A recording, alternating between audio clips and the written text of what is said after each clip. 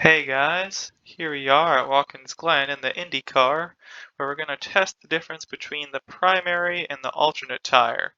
So if you look at the track layout we're actually using, we're not using the boot or the bus stop, and the reason I chose to use this layout is basically to remove as many variables as possible because I know you can make some mistakes at these corners and maybe take different lines and stuff. And so I basically wanted to make sure that each lap was basically as consistent as possible. That way both of the runs between the primary and alternate tires would be quite even. So we're not going to take the full stint. We're just going to basically use 10 gallons for each stint. And in this video, we'll start with the alternate tire, and after our full run, we'll check out our tire percentages, and then afterwards, we'll compare it with the primary. So without further ado, let's get to the track.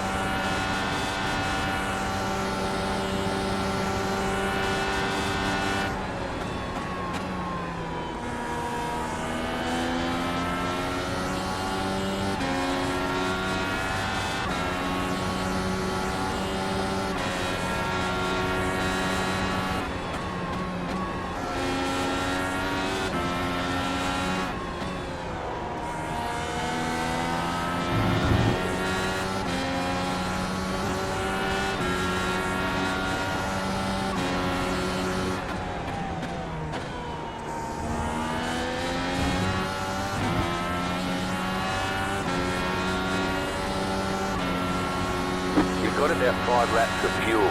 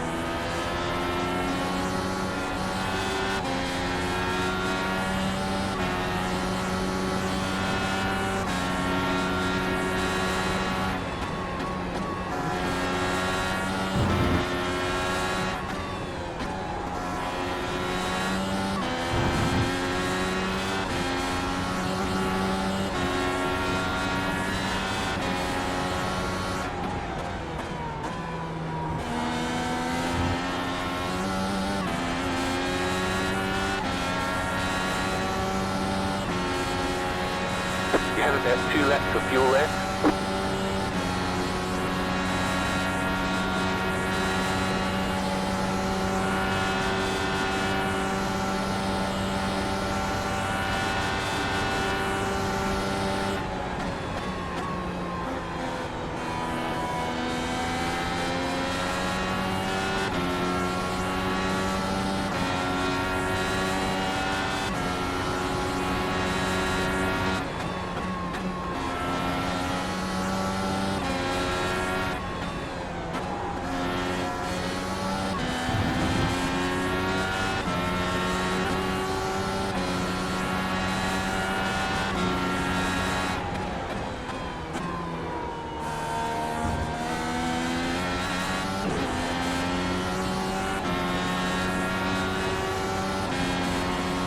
You have about 1 lap of fuel left.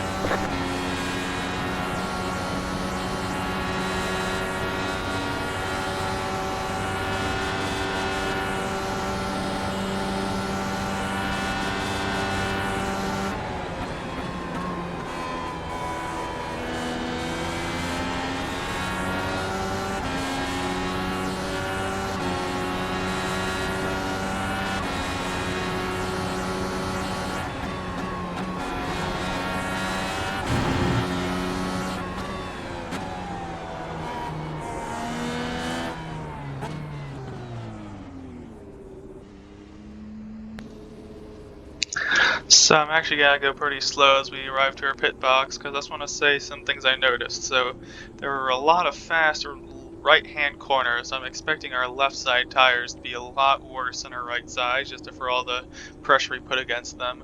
Second thing I noticed was as we were continuing the run, the older the tires got, I felt that on entry that just a lot of understeer, and because of that I had to turn the wheel more. Therefore, on exit, I felt like the rears were really starting to get a lot of oversteer as I was just putting a lot of wheel into the car. So let's see what our percentages are at, but definite notice that on turning a lot of understeer, and then even in apex, I feel like I had to slower this just We're done. Get just the going. overall apex speed. And so slower apex speed, understeer and turn, and then because more turning in the wheel, I had a lot of, it was harder to straighten out the wheel on exit, causing a lot of rear oversteer. But looking at our pressures, or looking at our percentages, 81 left front, 96 left rear, 98 right rear, and 94 86 right front. So I'm actually really surprised to see that the rears were like totally fine. It looks like all the fronts were doing the work. I was expecting all the left sides to be taking all that. So bit of a surprise based off my prediction. But looking at those percentages, definitely more on the left front than the right front. So I got that right. But yeah, down to 79 over here, and I'm kind of surprised. This is all pretty even around like 79, 80, 81. Then this is 86, 94, 97. So I'm surprised how there's such a big jump through there. So I guess a lot on the like inside of this tire. Looking at the degrees as well, up to 280 over here. That's about the highest of any part of the tires. They're all around 240. I don't know how to judge the temperatures, perhaps, but this the percentages I'd say is what I'm gonna take in take into consideration. So yeah, I think how many laps was that? Like 14 or so, if we can just kind of see lap 3 to lap 13. So only about 11 laps actually. So fastest lap was a 56.2. We are kind of able to hold that around 56.2, 56.3, and then falling off 2 or 3 tenths at the end there. So yeah, hopefully we can kind of see what the other tire will provide us with. But hope you enjoyed part 1 of this, and we'll conclude in part 2. Hope you enjoyed, and see you next time.